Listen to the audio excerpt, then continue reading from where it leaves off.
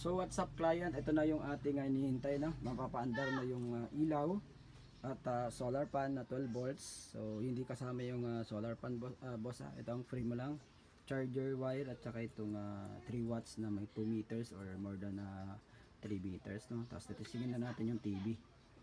So yan, isasaksak na natin yung extension pupunta dun sa TV ng client. So para pa makita mo maandar siya no.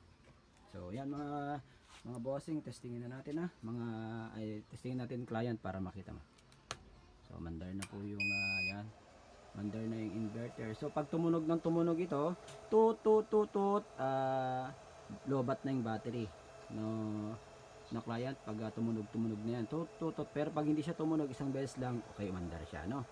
And then yan, automatic naman na yan pag nalobat 12, babagsak na yan. Pag bumagsak na, hindi mo na mapapandar inverter, dito ka na lang sa solar pan. So pandarin natin yung solar pan natin, 12 volts lang yan, mga ka-DIY ano?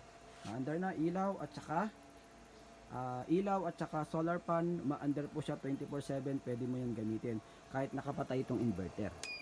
Okay, kapatay ang inverter, pwede mong gamitin yung solar pan at saka yung ilaw. Yan po ang maganda sa design natin no, na kahit lobat na yung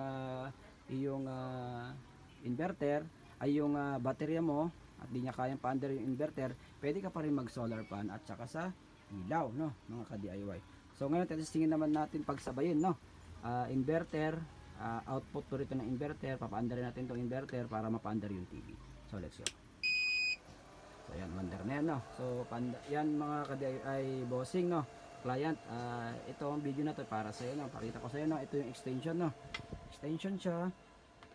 Pupunta siya doon client. Yan. Pupunta siya diyan, may outlet dito no. Ito yung TV natin no. Ito yung TV. So papaandarin natin yung TV. Tapos yung clip pan mamaya dadalhin natin dito. So yan, saksak natin. Yan, sinaksak ko na yung TV. So umilaw na siya ng red and then pindutin na natin. So hintay lang natin ng ilang seconds. So yan. Yan. Yan. Ayan client. Tignan mo client, umaandar yan TV ko gamit yung binili mo sa akin. 1, 2, 3. Yun. Tignan mo client. So yan. So yung client, hindi mo siya pwedeng gamitin pag hindi ka pwedeng mag-ilaw at saka mag-solar pan pag gamit mo yung inverter no. So nag-shutdown kanina pero ngayon okay na. So yan client, nakasaksak po siya no sa inverter yung extension. Tignan mo client ano? Yan. Yan, hindi natin siya pwedeng pagsabayin kasi hindi po makunat yung kanyang inverter no. So TV nakasaksak sa extension papunta sa solar mo na inverter. So kaya po paandarin niya bossing yung TV itong setup mo. So testingin naman nating saksakan ng clip pan no. At makita natin kung kaya niya. Tutunog naman pag hindi niya kaya no. So yung clip pan natin.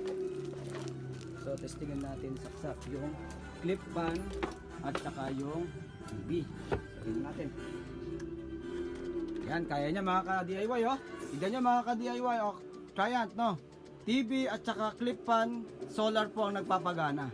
Oh, nakapaganda no client ng set mo no. Huwag mo lang paandarin yung ilaw at saka solar pan pag umaga.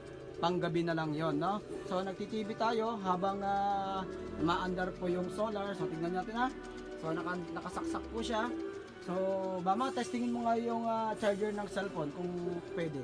Testingin mo, saksak mo dun sa extension ng solar. So testingin natin dun sa solar no, yung charger ng cellphone. Testingin po ng kasama ko dito. So para makita natin kung goods na goods yung inverter na design natin. So ayan, testingin natin ha. So tingnan natin kung ilaw. Ayun, umilaw oh. So mga client oh. So client, nag-charge po siya 80%. So nagcha-charge habang gumagana yung solar. Tapos naka-TV ka, naka-clip pan ka, gumagana dun sa mismong setup na bibilin mo sa akin client oh. Napakaganda po talaga ang solar mga ka-DIY. So napakaganda ng design ni ka-DIY SBin Shop oh. So napakamurang halaga po sa 6,599 meron ka ng setup na kaya po ang TV, charger, at clip fan mga ka-DIY na 220 volts. At pwede ka pang magsaksak ng 12 volts pag hindi na kaya sa umaga o sa gabi yung kanyang inverter. So mga ka-DIY, napakaganda po talaga oh. Libreng-libre po kayo no. Walang bayad po sa kuryente, no. Hindi po siya nakakonect sa kuryente, nasa battery lang po siya, umaandar po ang battery oh. Tapos yan lang po maandar oh, 3,000 watts na inverter natin. Gumagano na po mga ka-DIY. O yan po ang 3,599, may free pang ilaw at meron pang solar cord or CP cord charger mga ka-DIY. Napakaganda mga ka-DIY. So sana po makakuha kayo. So sa mga gusto pong kumuha po ng 3,599 na package natin, napakaganda. So sulit na sulit mga ka-DIY. Panel battery na lang ang bibili nyo. Napakaganda mga ka-DIY. Tignan nyo mga ka-DIY oh. Tignan nyo, ulitin natin no. Ito yung wire oh, para walang bias no. Baka sabihin nyo may daya no. Yan, umaandar po ang clip fan. Clip fan, ilaw, ay clip fan at saka yung TV. So napakaganda mga ka-DIY kung mayroon kang solar talaga no. Useful na useful mga ka-DIY. So yan mga ka-DIY, sa mga gusto po mag-order, PM nyo lang po ako sa baba sa comment section at i-message ko kayo agad. Yan lang po ang ating DIY or yan ang content natin for today. So for client ito, client, ginawa ko na tong content para sa iyo at saka sa vlog ko. So thank you for watching mga ka-DIY. Solar, tipid. Bye bye.